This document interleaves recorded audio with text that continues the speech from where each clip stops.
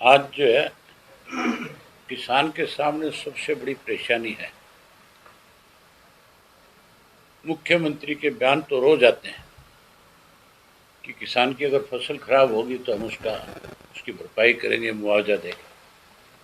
पीछे बारिश की वजह से फसलें खराब हुई, उसका मुआवजा अब तक नहीं मिला।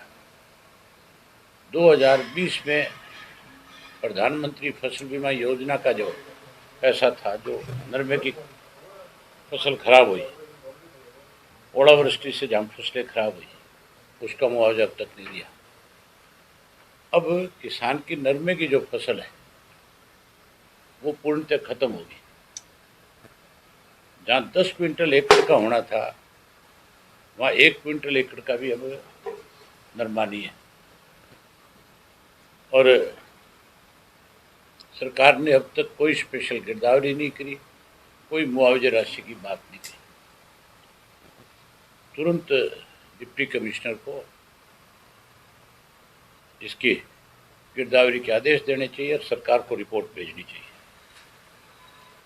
वहीं किसान के सामने एक अगली बड़ी परेशानी हो रही है। अब आगे सरसों की बिजाई है, गेहूं की बिजाई है, उसमें डीएपी नहीं मिल रही। डीएपी की बहुत मारोमारी है। जहाँ की डीएपी जाती है वहाँ किसान को 2-2, 3-3 बैग मिलते हैं। 2-3 बैग से बिजाई नहीं हो सकती, फिर उसको खुले में खरीदनी पड़ती है, वहाँ महंगी मिलती है। यहाँ पे भी उसको नैनो डीएपी साथ में देते हैं। किसान को इस बात का पता ही नहीं है इस नैनो डीएपी को किस तरह से यूज करना है। जब तक उसको जानकारी नहीं होगी, उसके लिए मिट्टी है।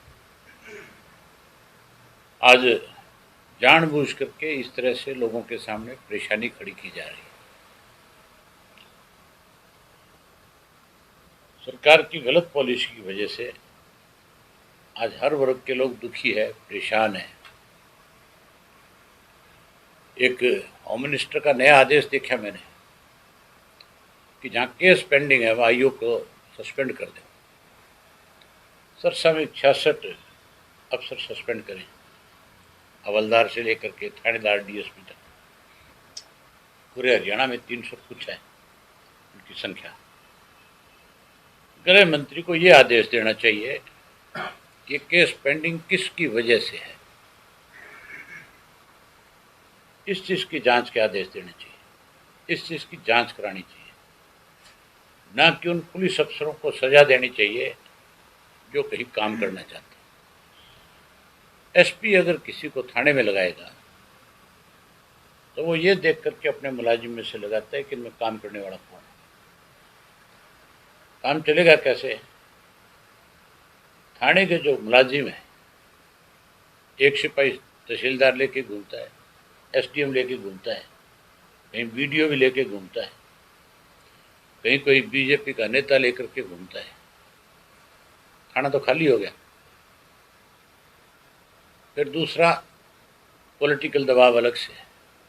तुम अपने रानिया थाने पे ले लो। यहाँ तो जो मंत्री है वो तो लगता नहीं बिजली का मंत्री है, लगता ही यूं ही है कि थाने का मंत्री है। थाने में सबसे ज़्यादा दखलंदाजी उनकी है। इस बात तो तुम भी मानते हो कि नहीं मानते हो? हैं? थाने में दखलंदाजी है। तो इस बात की जांच होनी चाहिए कि ये जो तुम्हारा पॉलिटिकल प्रेशर की वजह से डिले होता है, जो डिले है वो सिर्फ और सिर्फ पॉलिटिकल प्रेशर की वजह से है। ये लोग अपनी मनचाहे तरीके से थानों को चलाना चाहते हैं। अगर थानों को पॉलिटिकल आदमी चलाएंगे तो फिर मान के चलो वो तो एक तानाशाह तरीका हो जाएगा सरकार चलाने का। थानेदार इंडिपेंडेंट होना चाहिए। गलत करता है आप उसको सजा दो, गलत करे आप उसका विरोध करो।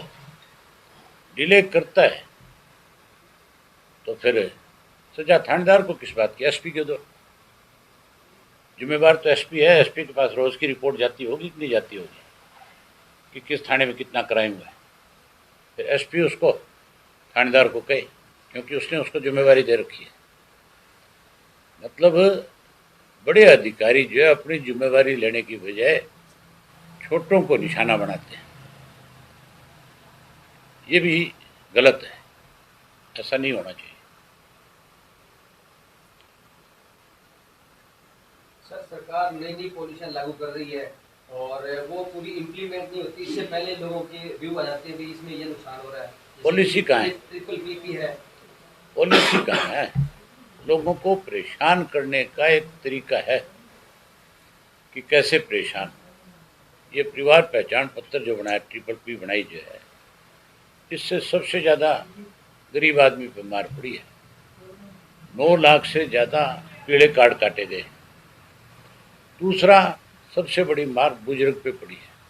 चौधरी देवीलाल ने जब कानून बनाया था पेंशन का, उसमें ये कहीं नहीं लिखा हुआ था कि पेंशन में आय देखी जाएगी।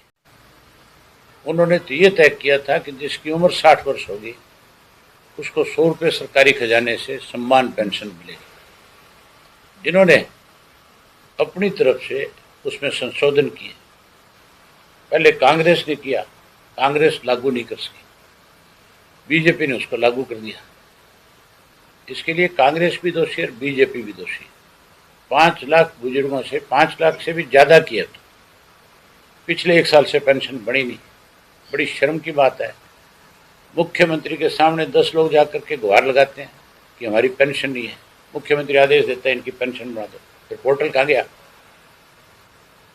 फिर मुख्यमंत्री के आदेश से पेंशन बढ़ रही है कि पोर्टल से बढ़ रही है? फिर क्यों लोगों के आगे झूठ बोला जा रहा है कि जो पोर्टल पर जाकर के जानकारी देगा हम उसकी पेंशन बढ़ा देंगे, सही जानकारी देगा? तो केवल लोगों को परेशान करने के लिए इस किस्म की पॉलिसीज रोज बनती है। कोई दिन नहीं है जिस दिन नया पोर्टल नहीं आता। पोर्टल से भी लोग बहुत परेशान हैं। हमारी सरकार बनने के बाद हम ये सारी चीज़ें ख़त्म कर देंगे। जो पुराना सिस्टम था सरकार का उसी को लागू रखेंगे ताकि लोगों को ज़्यादा सुविधा मिले। केवल एक कार्ड रहेगा, राशन कार्ड, बाकी सारे कार्ड खत्म करेंगे, कोई कार्ड नहीं होगा। राशन कार्ड से ही सारी सुविधा देंगे। पूरे देश में नशे को लेकर के आपने विधानसभा में दमनता से आवाज उठाई।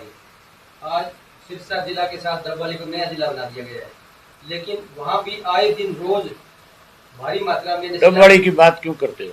पूरे प्रदेश के अंदर नशे के केसों में बढ़ोतरी हुई है।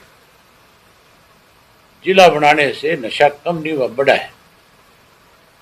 बात पुलिस जिला बनाने की थोड़ी है, बात तो उनको रोकने की है जो सत्ता में बैठे लोग हैं, जो नशा बिकवाने वालों को अपनी गाड़ियों में लेकर घूमते हैं। उनके खिलाफ कार्रवाई करो। दूर जाने की जरूरत नहीं है। तुम्हारे रानिया में जो नशा बिकवाते हैं वो मंत्री की गाड़ी में बैठता है। कितने लोग एफिडेविट देने को तैयार है। ये जो क्या नाम है इसका तुम्हारे, वो है सुच्चा सिंह, उसका काम ही नशा बेचना है। हमारी सरकार आएगी फिर देखना क्या हालत होगी। ये लोग नशे के व्यापारी नहीं, मौत के व्यापारी है लोगों। इस पे इसी के गांव में मर्डर हुआ था, उसके लिए उसके भाई ने जाकर के दरखास्त दी। अब तक सरकार ने कोई कार्रवाई नहीं करी, तो फिर न्याय कहाँ होगा? पिछले दिनों भूपेंद्र सिंह हुड्डा जी ने बयान दिया भी हम हमारी सरकार में तो हम ब्राह्मण समाज का एक व्यक्ति सीट बनाएंगे। ये फैसला हुड्डा नहीं कर सकता है। ये पहले जनता तय करेगी किसको चीफ मिनिस्टर बनना है। हुड्डा जी तो 1 to 4 की बात करता है। फिर ये भी कहता है बोला जाट चीफ मिनिस्टर नहीं बने तो जाट डिप्टी चीफ मिनिस्टर बन जाएगा। इसका मतलब हुड्डा का नंबर नहीं है चीफ मिनिस्टर है। तो चीफ मिनिस्टर नहीं बन सकता, वो डिप्टी चीफ मिनिस्टर कैसे बनाएगा? पहले कांग्रेस पार्टी अगर उसको इस बात के लिए उनका हाईकमांड कहे कि भाई हमारी सरकार बनेगी तो हुड्डा चीफ मिनिस्टर बनेगा, फिर तो हुड्डा ये कह सकता है कि भाई मेरी सरकार बनेगी तो मैं ये डिप्टी चीफ मिनिस्टर बनाऊंगा या ये करूंगा।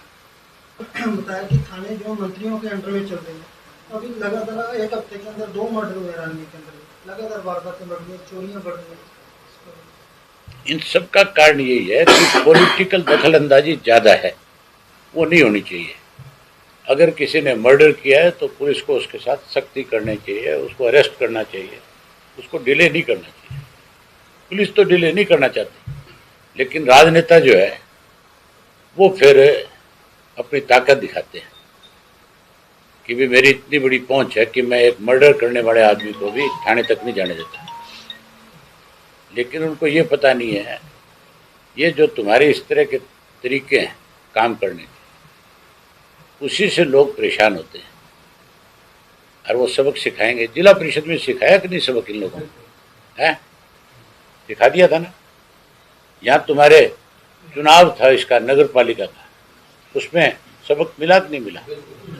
है, तो चिंता मत करो, जमानत नहीं बचने दूंगा। सर, बात हो रही है प्रदेश का जो पूरा बुजुर्ग है बड़े परेशान है, लेकिन आज सीएम ने चंडीगढ़ के अंदर प्रेस कॉन्फ्रेंस के अंदर 3876 पेड़ों की पेंशन योजना लागू की है।